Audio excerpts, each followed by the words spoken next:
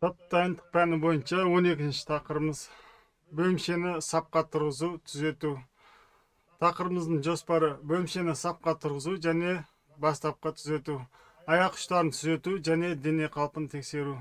Басты түзету, жағына бұру жаттығуы. Саптан шығу және қайта тұру тәсілдерін көрсету. Тақырыбымыздың мақсаты бірінші бөлімшенің саптық тәртібін қалыптастыру және үйлесімділігін қамтамасыз ету. Екінші қарастыратынымыз қызметшілердің сапта дұрыс тұрғызылуын, арақашықтық пен бағытты сақтау дағдысын дамыту. Тақырыбымыздың міндеті аяқ ұштарын түзету, дене қалпын сақтау, басты түзету, жағына бұруды үйрету.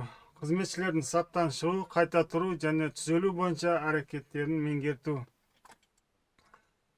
Саптау, түзел, солға түзел, бостан, жинақтау, бөлімше тараңдар, бөлімше беркел пәрмендерінің орындауды жаттықтыру.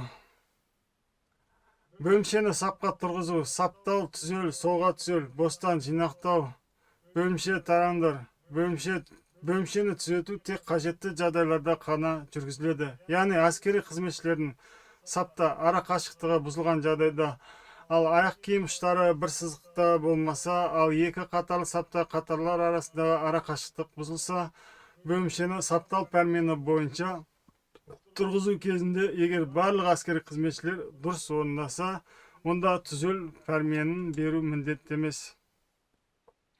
Түзел пәрмені сапты түзеу үшін беріледі. Түзелуді оқыту үшін мынандай үйретілік қажет. Алғашқыда аяқтың ұштарын түзеу, сонан соң дененің дұрыс тұруы және түзелу жағынан қарай бастың бұрылуы. Аяқ ұштарын түзету мақсатты түрде сапқа тұрғанда бірден оқытқан жөн. Кейін тұрақты жаттығу арқылы тәсілді жүйелікке дейін жеткізу. Аяқ ұштарын түзеу көбінесе оң қапталдағы әскери қызметшіге байланысты. Сондықтан бөлімше командирі бірінші кезекте осыған назар аудару тиіс. Оң қапталдағының аяқ ұштары маңдайшеп сызығын көрсетуі керек. Бастапқы жаттығу үшін бөлімшені арнайы жасақталған алаңшаға жайылма сапқа тұрғызу керек. Немесе өздері, яғни курсанттар жерге түзу сызық жүргізеді. Аяқ ұштарының дұрыс емес қалпын бөлімше командирі пәрмен беру арқылы түзейді. Мәселен, студент Өмірбек аяқ ұштары алға, студент Бегалиев сол аяқтың ұшын артқа және тағы басқа сапқа тұру кезіндегі дененің қалпы және түзелуі саптың тұрыс күйінде болуы тиіс. Аяқ киім ұштарының бір сызықта болуы барысында әскери қызметшілер бастарын түзету жағына қарай бұрып, төртінші адамның кеудесін көретіндей болуы тиіс. Бұл орайда басты еңкейтуге, иекті алға қарай созуға болмайды. Басты бұруды оқыту үшін аяқ пен дене қалпын өзгертпестен басты түзету жағына қарай бұрады.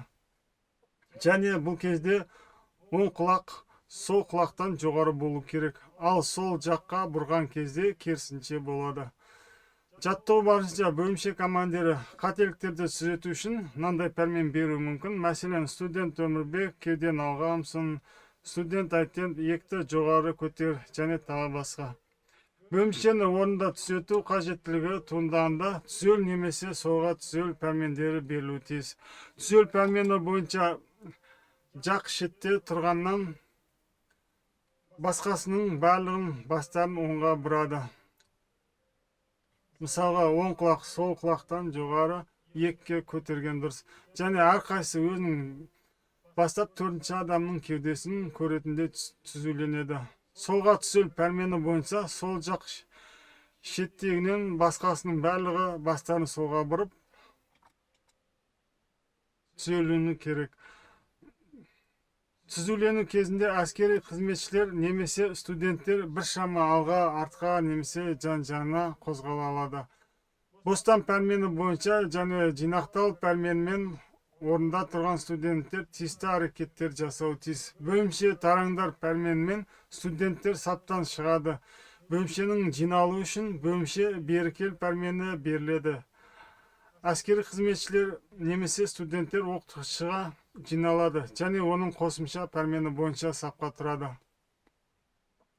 Бөлімшені түзету тек қажетті жағдайларда ғана жүргізіледі. Яғни әскери қызметшілердің сапта ара қашықтығы бұзылған жағдайда, ал аяқ киім ұштары бір сықта болмаса, ал екі қатарлы сапта қатарлар арасында ара қашықтық бұзылса.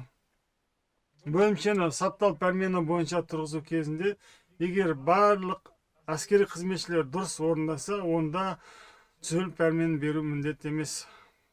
Түзелуді оқыту үшін мынандай реттілік қажет. Алғашқыда аяқтың ұштарын түзеу, сонан соң дененің дұрыс тұруы және түзелу жағына қарай бастың бұрылуы.